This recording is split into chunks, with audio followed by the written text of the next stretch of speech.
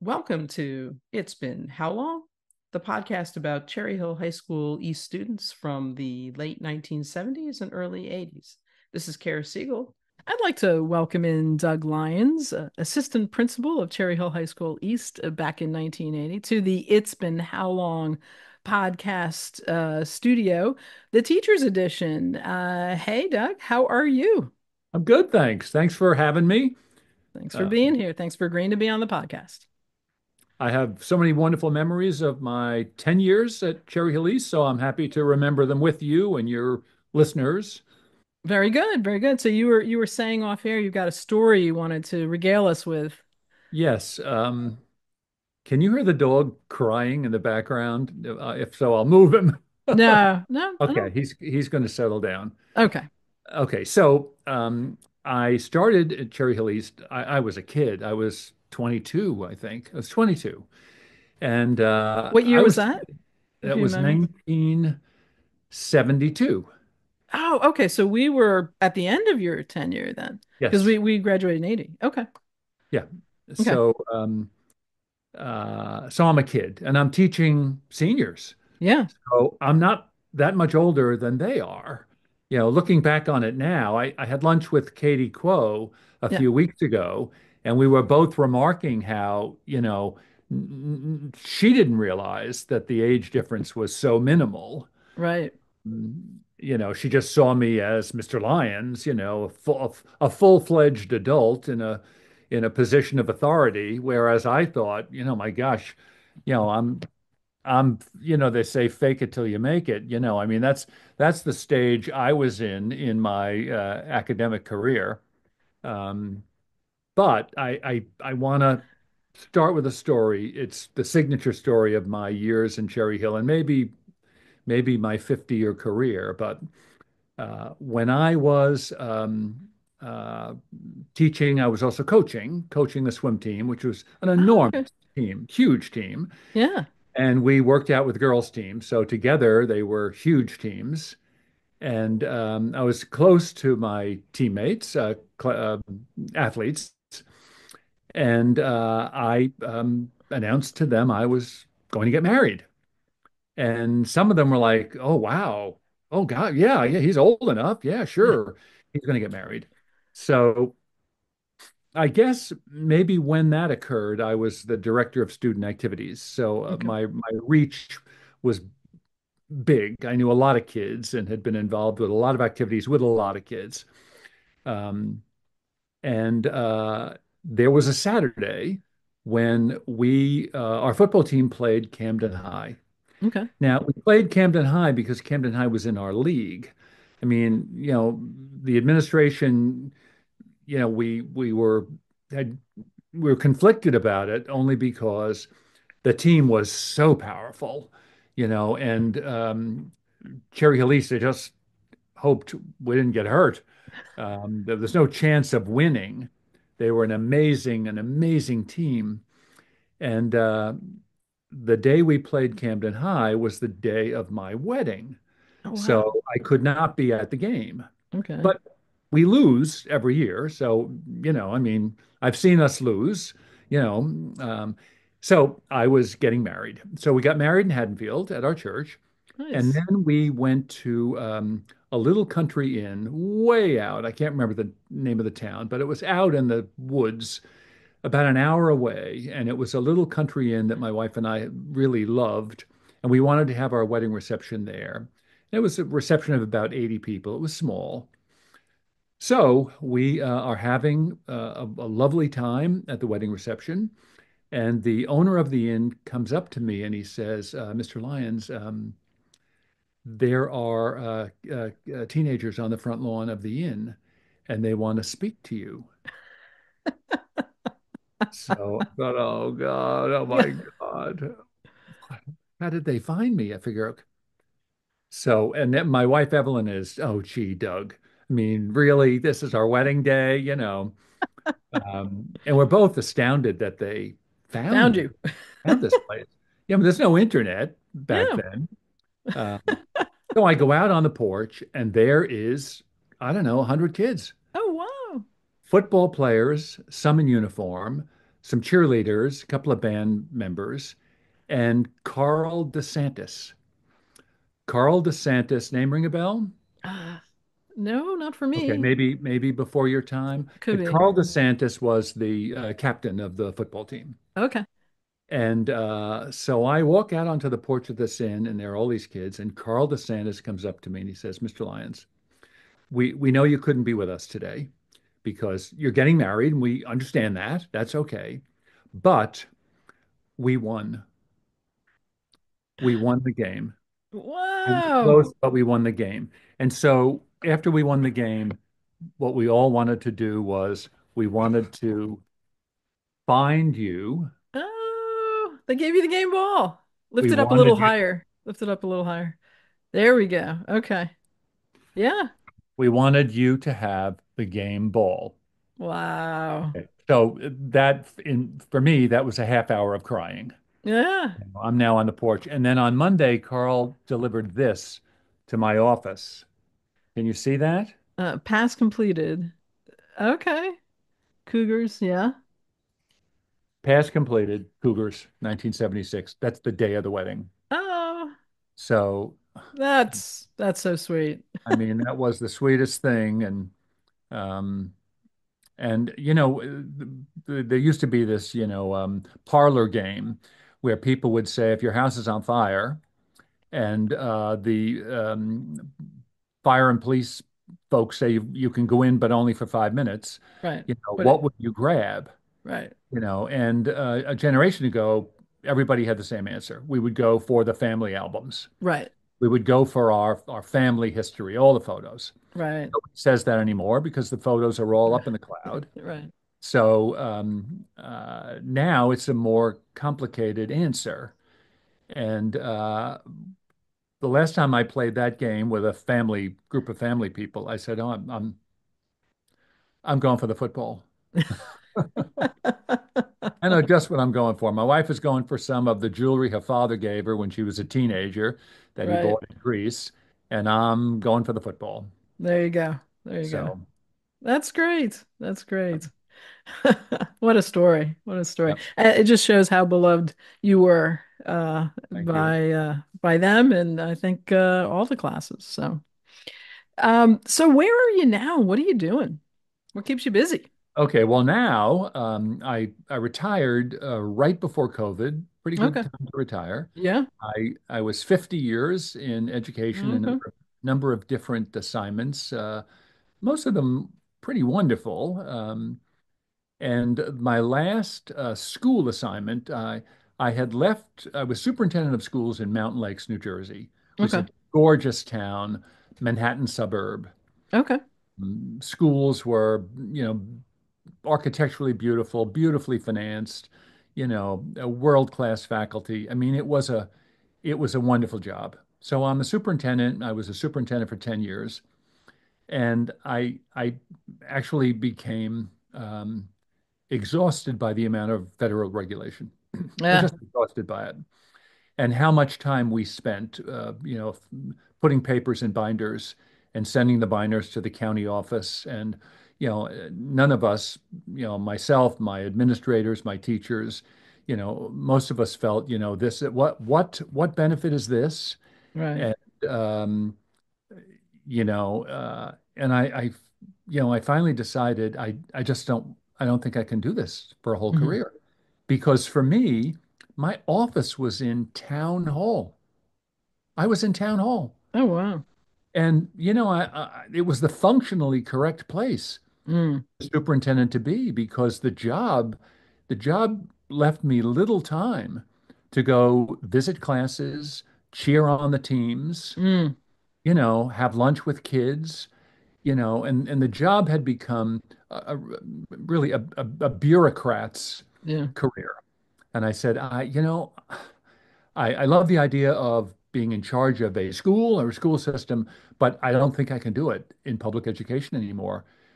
So I took an offer to become head of the largest private school in Connecticut, which is located in Greenwich Yeah. Country Day. Okay. And I went and I visited with them, and I realized that there are no regulations there. You hire who you want, you fire who you want. You make curricular decisions. Faculty members make curricular decisions, and the faculty they're not bound by, an obsession over test scores. Right. And that's what we had. We had an obsession over test scores. Sure. And I remember, when I thought, I think I'm done here, was when I was asked to MC a conversation among teachers from a number of different school districts. And it was held at a college.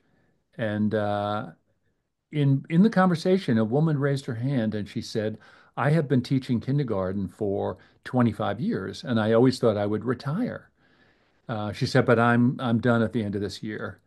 And I said, "Well, why do you say that?" And she said, "Because in my kindergarten class, we don't sing, we don't dance, we don't paint, we don't pretend, we don't play." Wow. I said, "Well, What do you what do? do we do?" She said, "We prepare." Mm. The room went ballistic with foot stomping and hand clapping.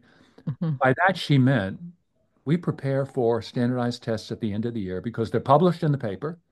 The tests Wow. are published in the local paper. And, real estate, realtors, home prices are a factor of the test scores Oh, in the wow. community. Oh, that's So awful. you get a place like Mountain Lakes where these kids have been to Disney World and they've seen Cinderella's castle. They've also been to Shenandoah. This is a very wealthy community. The parents speak in a sophisticated vocabulary at the dinner table. The Mm. kids are worldly traveled, and yet the teachers are doing mind-numbing drill and practice, mind-numbing on skills that the kids largely know, Mm. but will be tested at the end of the year. And so the school and the board and the county office, they are, fully behind over-teaching, Ah, over-teaching. So, I may feel differently about a struggling urban school district where you need some barometer of, how much do they know? hmm. In many school districts like Cherry Hill, the amount of time teachers spend um, delivering curriculum they would never choose to deliver, but Mm. it's required. Right. So, I spent some time before I jumped ship on public education. I spent some time observing classes and talking to teachers.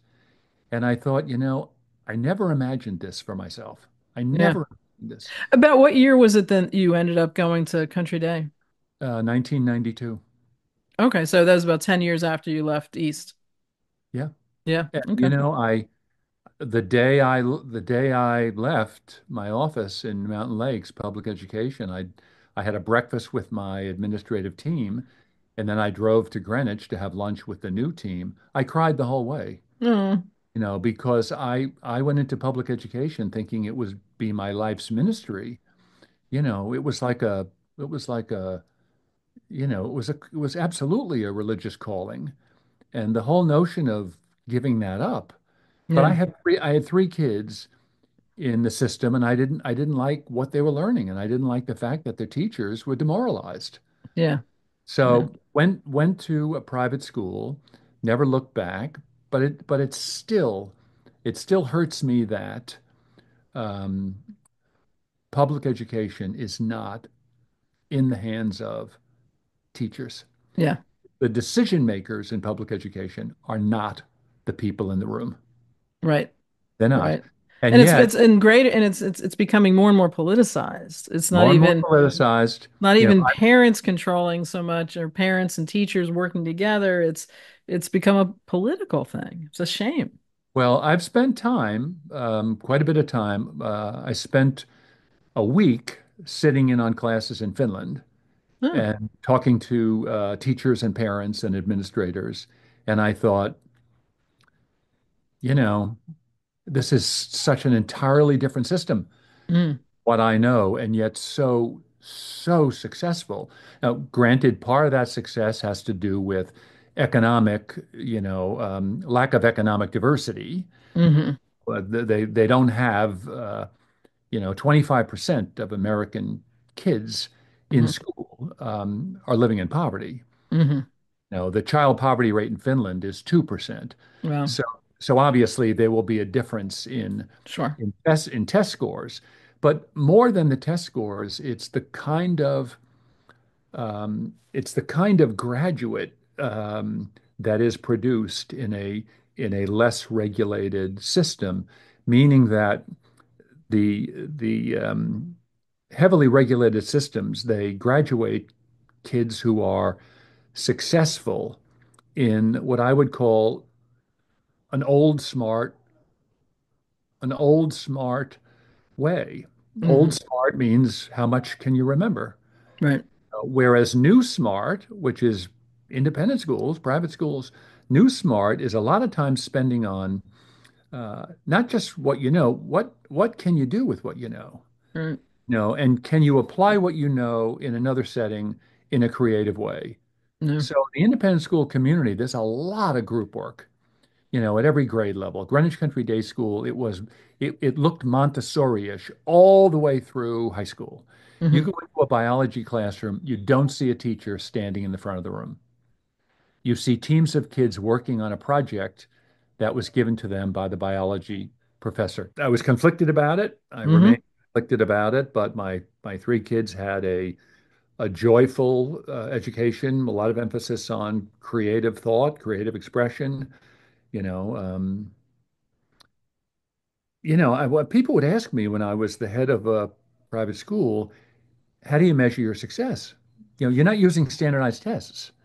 So how do you measure your success? And at one point I said, well, let me give you my totally honest answer, which may sound like sarcasm. I said, but I'm less concerned, actually. I'm less concerned with what my graduates know on graduation day. I'm more concerned about what they still want to know. Mm. My concern is that we don't take the natural curiosity of young people and diminish it, Right. to the point where we have taken the joy out of reading, math. Um, so I think it's an appropriate mission. At Country Day, we used to say we want our kids to care about learning, but we also want them to learn about caring. Yeah. So, it's a community. It's really a true community. A lot of time spent on manners, Hmm. which was a shock to me. I went into that community and I was sort of surprised. I thought I'd step back in time in terms of the manners that were taught and expected of kids. Yeah. Yeah. So at that school, no kid walks in front of an adult. Well, no kid walks in front of, well, certainly an adult. No kid walks in front of an adult without stopping and saying good morning Well. or good afternoon. Yeah. And they Yeah. understand that, Yeah. and it's not military, Yeah. it's not, they don't seem to have a problem with it because it's just the culture as they know it. And Yeah. so, Yeah. That anyway, was quite a 50 years working with kids and families and, yeah. did some teaching, did some college teaching along the way. So Uh, so let me ask you a couple of questions. Um, just dropping back a little bit. Where'd you grow up? I grew up on Long Island, grew up Okay. in Cold Spring Harbor. Me and Billy Joel Yeah. Yeah. grew Yeah. up in Cold Okay. Spring Harbor. Uh, Nice. Nice. and yeah, Were so you actually, I mean, so is that just figuratively, or did you actually know him? well, You're about the same age, right? yeah, I Yeah. didn't know him at the time. Okay. Okay. I knew later from friends I knew where he lived, where he grew Okay. up as he Yeah. started to become famous. I knew him, but Okay. I tell Eh, people I knew him. I tell people we were like this. There you go. There you go. And I What? actually wrote some of the songs. So, Yeah. Absolutely. Absolutely. So, what did you want to be when you grew up? Did you always well, know it you wanted was to go into funny. teaching? I like But most, when Billy cut you from the band, is that when you decided yeah, to go in yeah, yeah. teaching? I think like most kids, who knows? I didn't know Yeah. what I wanted to be. Okay. What I knew I didn't want to be was I didn't want to be a teacher. Ah. No, my idea was you go to school, You make the best of it. You get out and you do something. You don't go back. You don't go back Okay. in, you know. So Where'd you go to college? I went to Villanova. I got a scholarship. Hmm. Came from a family with no money, so I was in the Catholic system, and I got a very, very nice offer from Villanova. They at the time had a nationally ranked track team, and I had visions of running for them, and so I went to Villanova, and very nice experience. But in my junior year at Villanova, there was the first and only lottery for the Vietnam draft. Okay. And whether you're familiar with that. Yeah, yeah, my brother had a lottery number for sure. So it's the first lottery, and I remember I'm in my dorm in the lounge. We're all sitting there, holding our breath as they start, on TV, they start pulling numbers out. And I think my birthday was maybe number 16. Hmm. So I figured, okay, well, I'm going to wind up in a rice paddy a week after graduation. So I went to the draft board and I said, I'm certain that I will be drafted, probably quickly after graduation when I become available. And I'm wondering, is there any way for me to control my future? Meaning, are there positions in the military, work assignments in the military? I had thought about becoming a conscientious objector, not because I'm against all wars, because I certainly would have supported World War II in a heartbeat, but I thought Vietnam was a very foolish endeavor, and history has shown that to be so. So I thought, well, I don't want to be a conscientious objector because, then people will question whether I love my country, and I did love my country, and I wasn't going to go to Canada, although I had a few friends who went to Canada. Hmm. So the draft board said to me, well, your lucky day because we do have a program for college graduates who sort of conflicted in the way you are. And it is a program for college graduates, especially those who majored in biology, where you have some, knowledge of human anatomy. And I was a biology major, so they were very happy to have me. And they said, the program is when you graduate, we'll take you, but we're going to send you to a hospital in San Antonio, Texas, and you'll spend a year learning hospital technology. And then when you graduate from that program, you will be based in a hospital, and you'll have enough skill to be able to do a number of things. Start an IV, work in the burn unit, debriefing, emergency childbirth. If you could be in a field hospital, you could have been sent to Vietnam, but it would be in a field hospital. Use of drugs, so there's pharmacology in it. So I thought, well, I toyed with the doctor thing, and Hmm. I read the curriculum, and I said, well, I'm going to think of this as free med school. Hmm. So yeah, oh God, yeah, I'm all in on this. Very excited about it. So that was maybe April of my junior year. And they said, well, okay, when you graduate, we'll be in touch. Well, you know, 2 months later, they called me and they said, you're up. Oh You're wow. up. Come to Fort Dix. And I said, wait a minute, this is a program for college grads. Yeah. I'm finishing my junior year. Uh, And the Army said, well, you know what? We need you now. mm, We're short-staffed. And so we're going to have to take recruits, wherever we find them, and then our analysis is that you are ready for this. And so I thought, okay, well, I'm leaving college. There goes my senior year. And so I guess I wound up my professors let me take exams early. mhm, So I left, I don't know, I left in April or May, maybe April. And I was in this program until middle of January, at a hospital in San Antonio, military hospital in San Antonio. And um, quite frankly, it was such a fascinating experience, and part of me loved it, but part of me said, you know what, this ends any this ends any illusions I have about wanting to be a doctor. I do not want to be a doctor. But part of that is probably the result of when you're in a military hospital during a war, some of the worst injuries from Vietnam were medevaced to us. Yeah.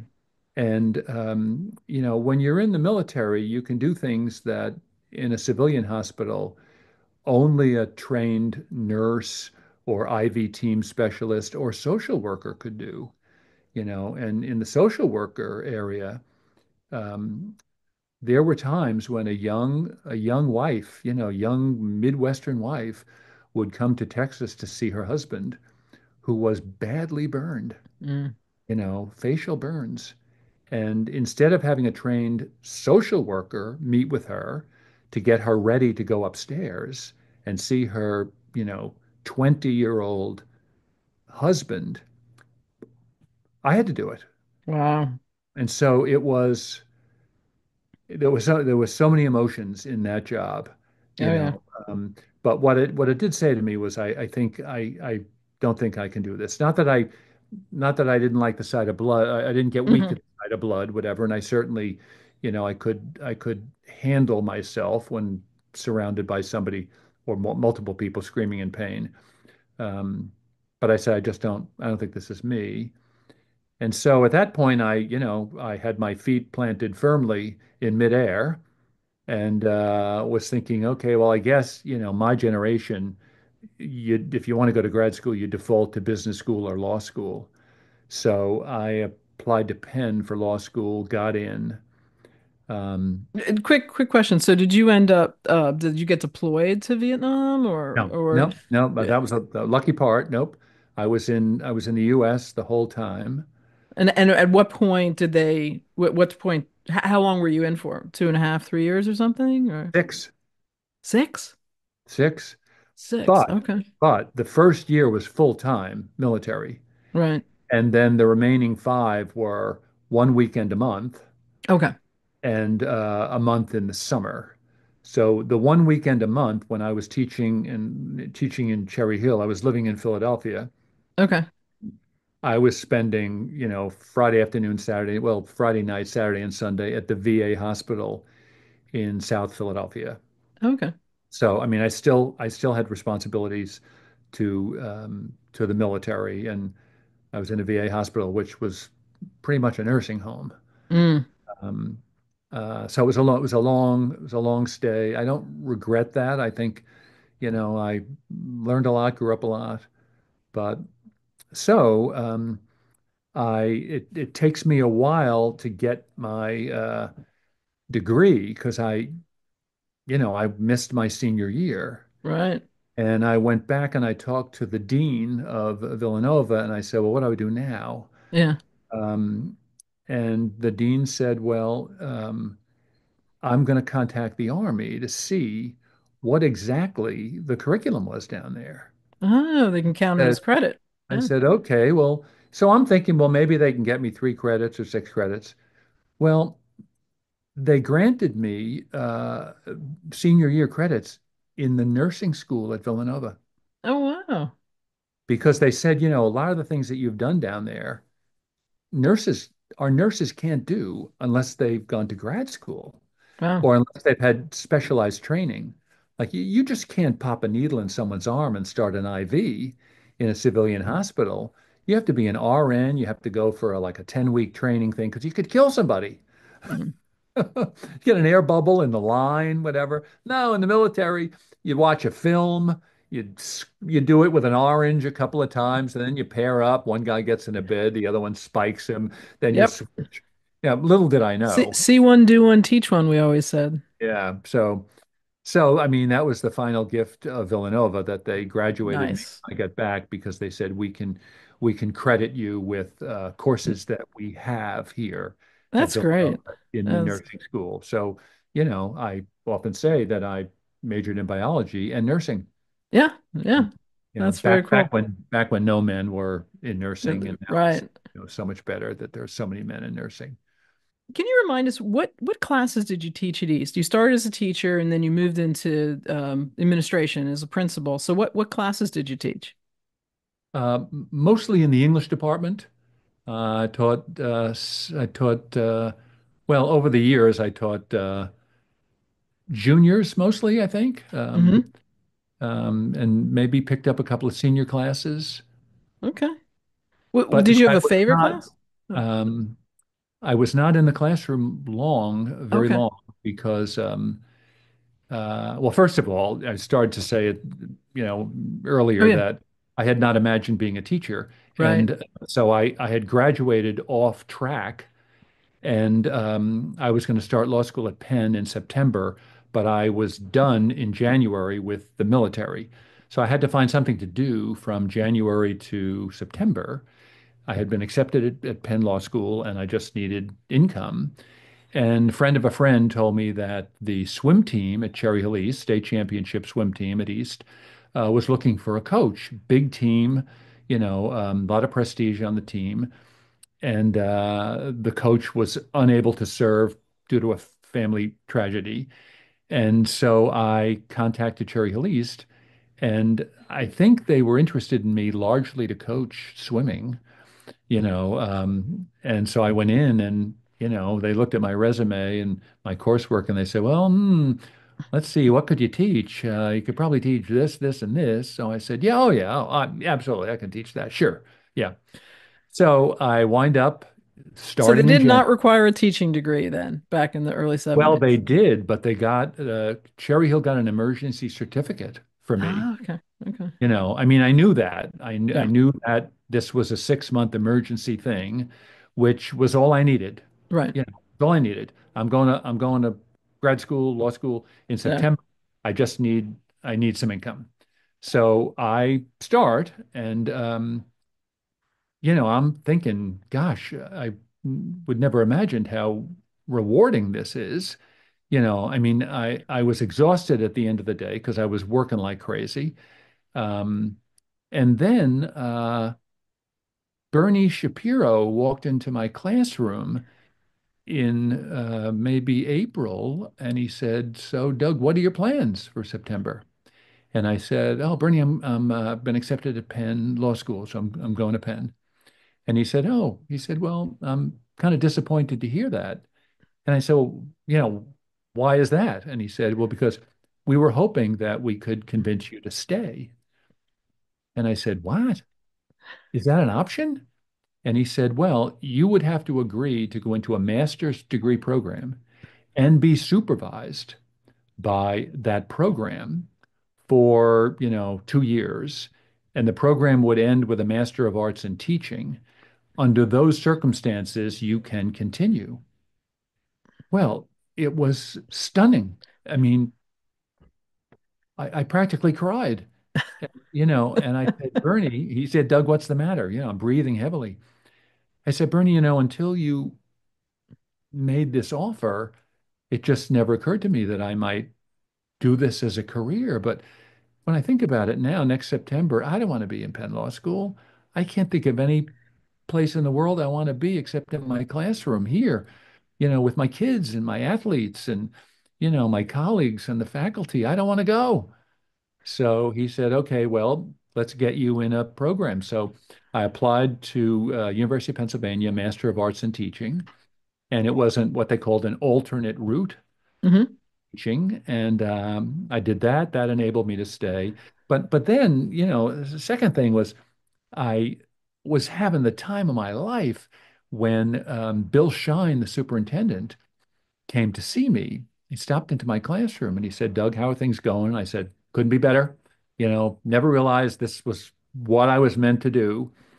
And he said, "Okay, well, we have an administrative opening, and we did not like any of the candidates.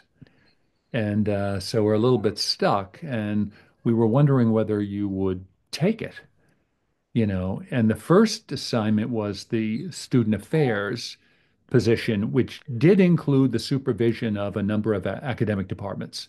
So I was in charge of student affairs, also in charge of the language department, the art department. It was a whole menagerie. There were four of us that divvied up. The school was so big. Right. So I had my departments where I'd be in charge of hiring, non-renewing, because Cherry Hill was so big. The principal, the Wizard of Oz, kind of guy. I mean, he wasn't the Wizard of Oz. He was visible, Yeah. but um, there's no way he could manage Do it all. all. Sure, sure. So Dick Surface, Barry Adler, Mark Myers, I get. Oh, and Yeah, Joan Katz. Do you yeah. remember Joan Katz? I remember all those names. Yeah. So, um, but at the time, I left the classroom and became an administrator. I was, I don't know, 27, Wow. 27. I was a junior principal, and so I said, I'll do it. I'll do it, but I want my classroom back, the following year. And he said, okay, it's a promise. Well, that didn't happen. That didn't happen. I got so involved with all the school activities and I loved knowing all the kids and, Yeah. the job was so fun, and the kids were so, So I got, you were kind of the faculty supervisor for the student government, right? Is that yeah, right? Yeah. all activities, All all activities. Okay. activities. Athletics. Yeah. So I was in charge of athletics. So the athletic director was essentially reporting to me. Hmm. All those people couldn't report to Bernie. Right. You know, Bernie was involved when we had a very serious issue, Hmm. where I might say, I don't think this is over my head, above my pay grade, whatever. But Right. it didn't happen. That didn't happen that often. So I wound up as an administrator very early, and there Yeah. was a very odd moment there because my wife's brother was a senior when I was in my, I guess I was in the, I was in the, I was in the administrative role. So my wife and I go to the senior prom, and she is 8 months pregnant, Ah, and she looks young, and we're dancing, slow dancing, and board members were invited to the senior prom. So there were two or three board members who were horrified. They that administrator had gotten a student pregnant. or this looks like a relationship here. And somebody said to Bernie, we're all upset here because, Doug Lyons is dancing with this pregnant girl. What is a pregnant girl doing at a prom? First of all, that was a long time ago. Yeah. What's a pregnant girl doing at a prom? And why is Doug slow dancing with her in the most romantic way possible? And Bernie said, oh, no, no, no, no. That's Doug's wife. Doug's wife? Yeah, yeah, that's his wife. Wow. Okay. Okay. That's funny. Yeah, we had another similar episode in that when Katie Kuo was a senior, Yeah. her dad, she had lived all over the world. Her dad Right. was nomadic, and she was desperate to finish her senior year at Cherry Hill East. She'd only been there a year and a half, and her parents said, "No, we're moving to Arizona. We're not leaving our daughter behind, our oldest daughter behind." So, she asked me if I would talk to her father.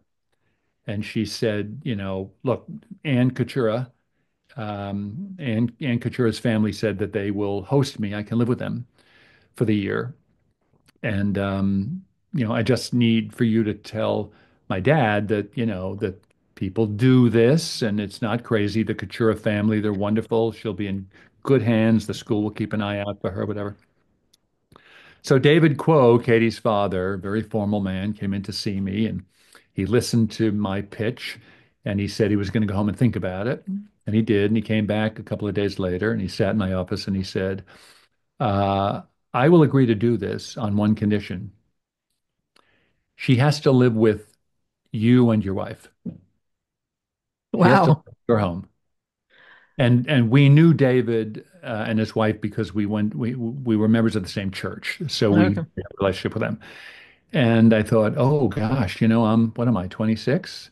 I'm going to have a teenage daughter in the house, and I've got a 3-year old, and so we said yes. She spent time with the Kuchuras. I think Uh, it was it Anne Zaharchik. Zaharchek, right? Right. Zaharchek, Yep. got it wrong.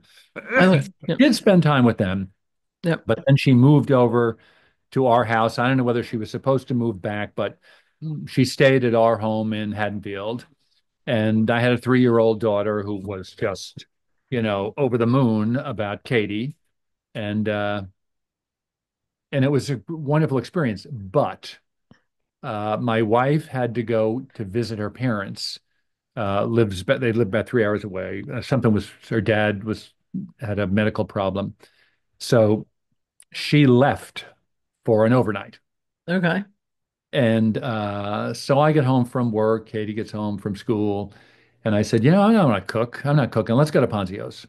Let's go and have dinner at Ponzio's. So Katie and I went and had dinner at Ponzio's.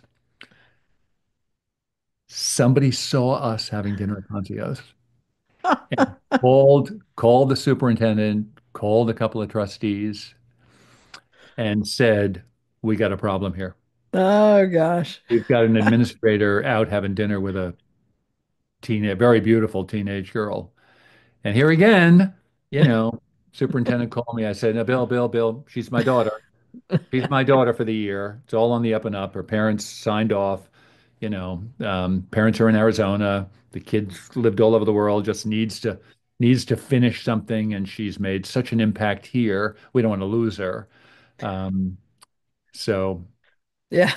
there were some wonderful, very funny moments. Although I will say now, I mean, as soon as he heard what the arrangement was, he said, "Oh, yeah, yeah, yeah, yeah. Okay, okay."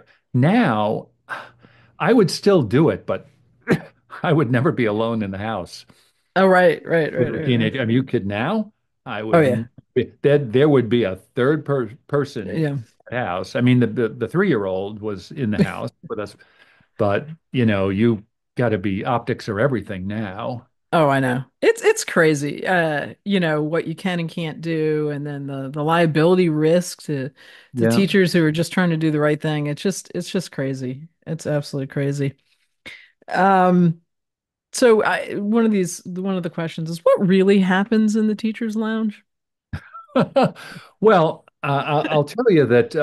There's a whole lot of smoking back at East. I remember that. Oh yeah, that's true. There was. But also in the courtyard. Remember, we were still in Yeah, the class where yeah. I want to say that even the students could smoke in the courtyard or something. I mean, it was a I don't lot of know. smoking. Well, in terms of what happens in the faculty room, Yeah. my experience in the faculty room might have been unique Uh, because the women faculty, especially the men somewhat, but the women especially, they sized me up very quickly as a, you know, wet behind the ears. This young kid who's in the alternate route program, you know, is faking it, fake it till you make it. And that's what I was. And so they all mothered me. I got mothered by Gene Clower, by Marge Marino, by Pat Hockey, and they were all, showing me what they do and how they do it. And so I had all these, mentors. Um, And for me, the faculty room was another classroom for uh, me. Um, very much indebted to them. yeah. So Oh, that's great. That's great. Um, so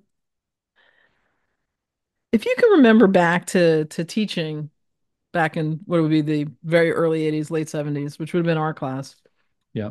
And then, I mean, your last year teaching was, well, I guess maybe your last group of students. So maybe actually at the Country Day. What do you think the biggest difference were in, group in general to what year did you finish up then at Country I- Day?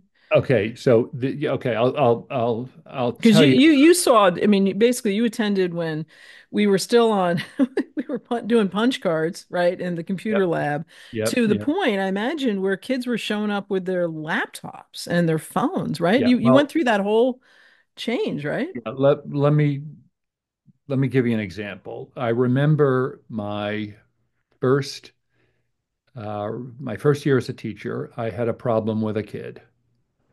Um, I know his name. I won't give you his name. I'll just call him Scott. Uh, Okay. and he was in period 8, and he would come in to my class and put his head down. He just put his head down. And every now and then he was a little bit, a little snippy with other kids, which I didn't like. But, I talked to him a couple of times, and I finally thought I really need to talk to his parents because he's not turning in assignments. And I talked to the department chair, and the department chair said, I think you ought to give the parents a heads up. So I called the house, and the dad answered, and I said, Mr. S, my name is Doug Lyons. I'm your son's English teacher, and I wonder if we could spend a few minutes. I want to talk to you about his behavior and his lack of motivation, um, and before I could get much out, the dad said, "I'll kill him." Oh, goodness. My God. But what that was total trust in my view of the situation. Right. Total trust I'm not making it up. I'm not motivated because I want to get back at the kid. This is not, this is concern. Right. I'm calling because I care. The father never questioned my motivation or my care. But what the father thought was, in my house, my kids respect adults. And he said, Mr. Lyons, this will not happen again. Mm. He will come to your class, he will pay attention, all the assignments will be done on time. I said, okay.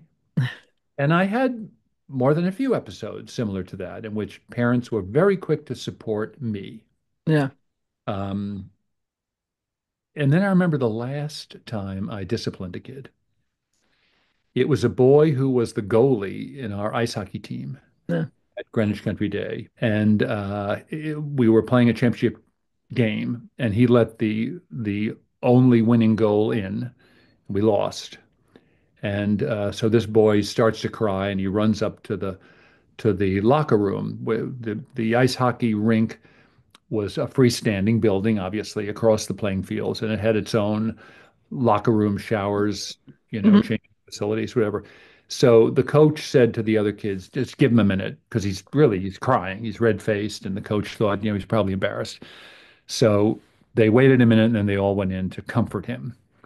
The amount of damage he did with a hockey stick Oh. in 1 or 2 minutes, it was broke every window, broke every mirror, ripping toilet seats out. Oh my God. I mean, he did massive damage. So this is my last discipline event. I called his mother. I told her what happened.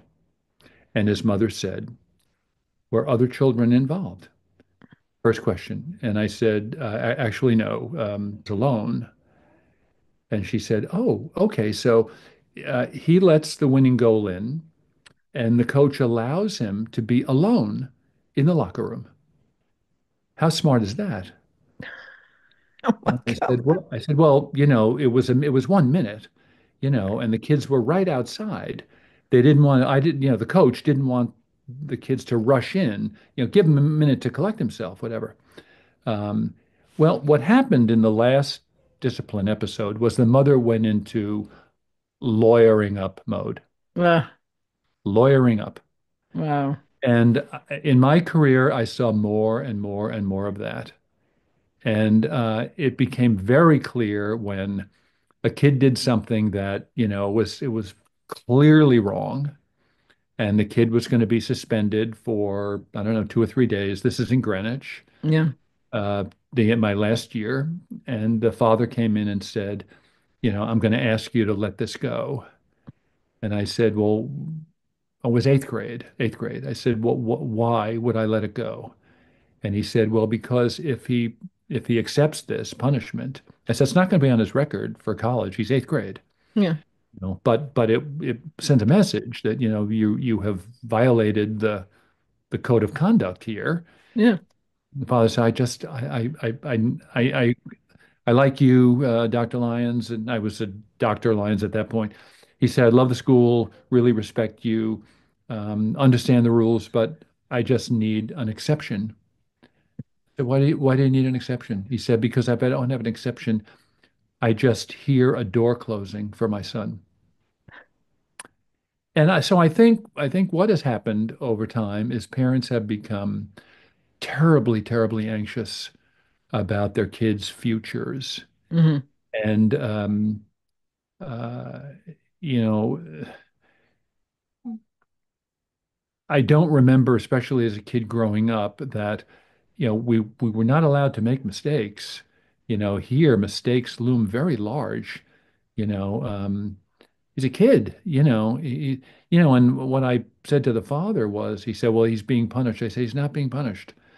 I said, "He's going to stay home and think about it, and then he's going to come and talk to me." He said, "Well, why would he talk to you?" And I said, "Well, I want to talk to him about the fact that we still love him.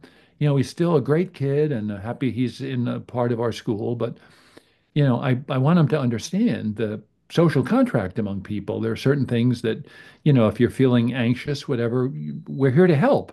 You can't take out your feelings, on furniture, on windows, on toilet seats, whatever, because, Right. the world won't accept that. And I love my children. I have three kids. There's nothing they can do, or virtually nothing they could do, that would diminish my love for them. But the rest of the world won't feel that way. Right. And the rest of the world includes not only future employers, but spouses, neighbors, in-laws, your own children. So, the point of early education is to have kids understand that, a great part of growing up is learning how to be lovable and respected and how to A make good friends citizen. and keep friends and be a good citizen because some of the greatest rewards in life, you know what people remember more than anything else, people like Bill Gates, Zuckerberg, they remember their relationships. They remember their achievements, but more than that, they remember sharing those achievements, which it's a relationship event. So I wouldn't want to be 17 today because there's so much, and Agreed. Agreed. I used to think it was only Greenwich, but it's not universal, Hmm.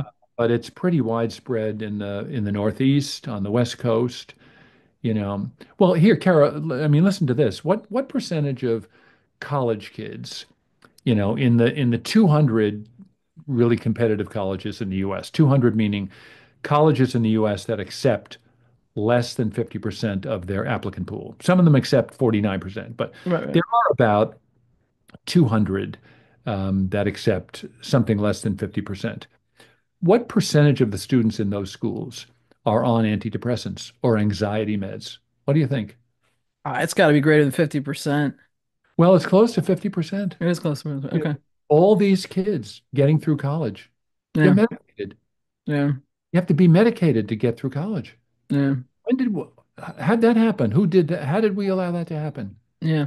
Yeah. But it happened, and I mourn that. I miss that. I wanted to make sure that we ran a program at Greenwich Country Day that was so Montessori, so invested in kids working together, solving projects together, that the weight of personal responsibility would be shared. The joys would be shared, the victories would be shared, the disappointments would be shared.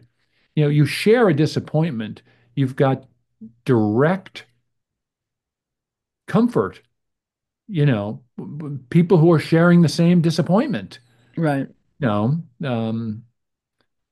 So, I think that's what's different. Although Yeah. it's interesting, one of the things that I've always found fascinating about East was there was a drug problem at East in the Hmm. 70s, Quaaludes, and a number of the kids who were high on drugs were top of the class kids. Mm. They were top of the class kids. They needed speed to ensure that they would be, you know, on the podium, cum laude, National Honor Society, Oh, maybe wow. valedictorian. Mm. We had a shocking number of top of the class kids on speed. Wow. Your class. Yeah. Um, yeah. I mean, I knew yeah, certainly knew, drug use was going on. Didn't realize that. But Yeah. so w- um what's an interesting lesson life lesson, perhaps, that you've learned from a student during your experience? Can you think of one? Oh God, I can think of so many, but I'll tell you one from East. Okay. Um, I had a kid who I had just decided he was a slacker. Hmm. Kid would come into my class. Here again, he would put his head down. Um, and I got so little back from him. And it was unusual because I got a lot back from my students.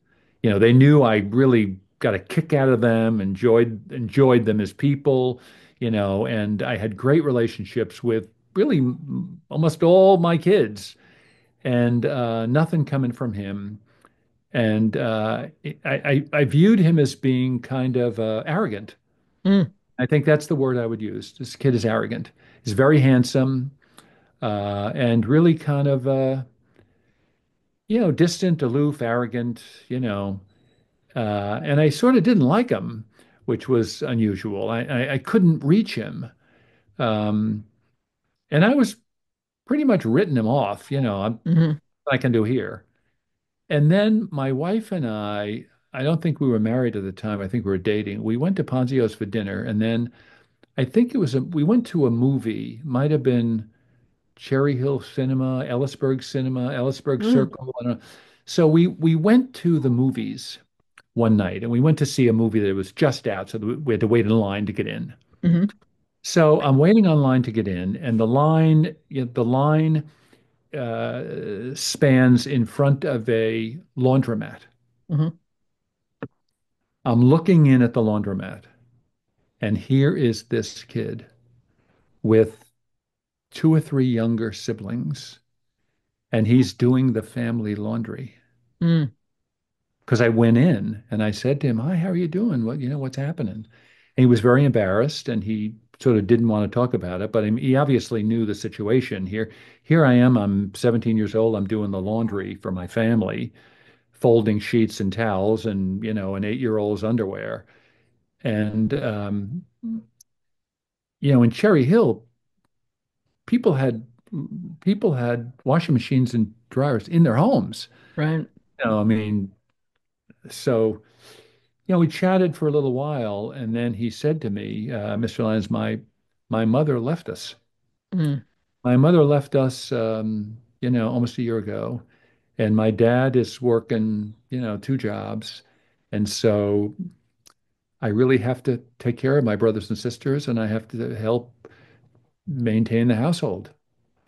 Well, I thought I just I was heartsick and so angry at myself. I thought I had judged this kid. I got it wrong. hmm. I got it so wrong.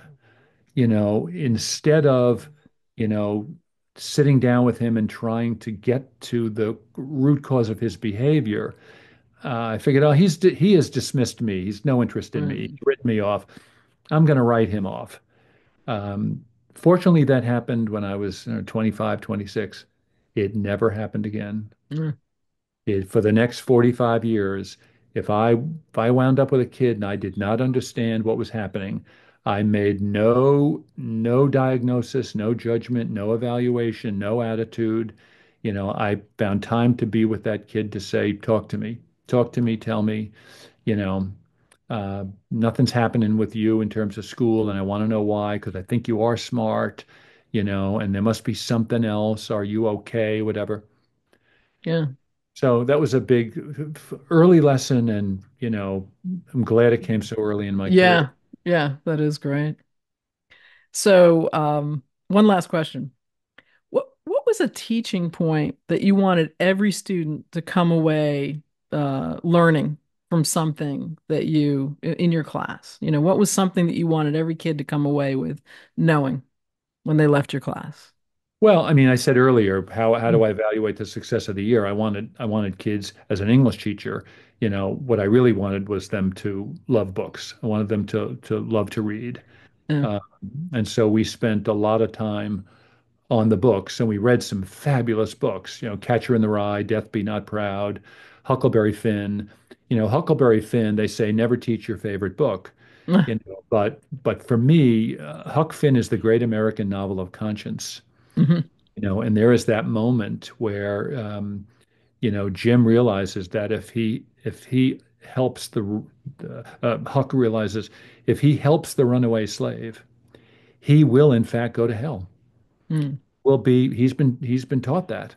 His soul will be damned for all eternity. And he thinks about it and he says, okay, so be it. And he helps Jim run away. And so there was a lesson there about how, you know, sometimes there's a thing called being proud of yourself, being really proud of yourself, making a sacrifice, taking a risk, and in a world where teenagers try so hard to impress each other, I would say to them, how about this? Try impressing yourself. Yeah. Try impressing yourself. Try taking a stand, an unpopular stand, sticking up for a kid that everybody is picking on. How about that? Stick up for a kid that everybody's picking on.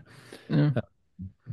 Uh, don't be so consumed, with your own popularity. Um, and so that was part of the mission and I was able to find some very good literature to deliver that mission. And you know, um, yeah, but I'll never forget one of the best conversations I ever had with a class. Everybody got into it. And the bell rings, the kids are leaving, the next class is coming in, and somebody says, "What are you doing here?" And the kid said, "Oh, we didn't do anything. We really just talked about the meaning of life." Yeah. And I think his view was that that's really not the curriculum. Right. We were talking about what makes life worth living, which he thought was sort of a treat, you Yeah. know. Oh, it's great. He said, "Oh, it was great. Oh, we had a great time in here." We didn't do anything, but we talked a lot about, what Life. makes life worth living. And I said, "Well, oh, I guess that's a compliment. I Yeah. guess I'll take it." Exactly. Uh, you know, That's great. I Well, will tell you this from your yeah. class. I am missing Robin Garland every day. Um, I, yeah. I'm still heartbroken. Yeah. I had lunch with Katie Kuo in Boston, up Yeah. at Harvard, 2 or 3 weeks ago. She Yeah. has not aged. No, she hasn't. She Kara, hasn't. she's not aged. She hasn't. She came on the podcast a few months ago. So no, she hasn't aged. And I'm gonna throw this out. Remember that guy? Oh gosh. Is that Tom Selleck? And then that's you, right? That's me, yeah. God, where'd that come from? That's from our yearbook. That's from our yearbook. Can you send me that? Yeah, yeah, I will. I'll text it to you. So Yeah. I'll have to show that to my grandchildren. yeah, yeah, absolutely. It's in the yearbook. Well, Doug, thank you so much. This has been such a great time. Well, thanks for your efforts to do this. This is Yeah, yeah, wonderful. You got to go yeah. after, is John Cannon? He's in your grade, right? Yeah, yeah, he's in our class. There's a lot of folks out there, some of them on Facebook, some of them aren't. We're trying to reach out to them. So, He's had an interesting life, interesting career. He's now director of development for the business school at the University of Florida. oh wow. Wow. Yep. Okay. And Yeah, before no. that, he lived and worked in Taipei, and Wow. he's had Interesting. a great Very. a great Yeah. career. I'd highly recommend that you get Yeah. him on. No, we're working on it. It's just trying to get people to commit, but And when's the next reunion?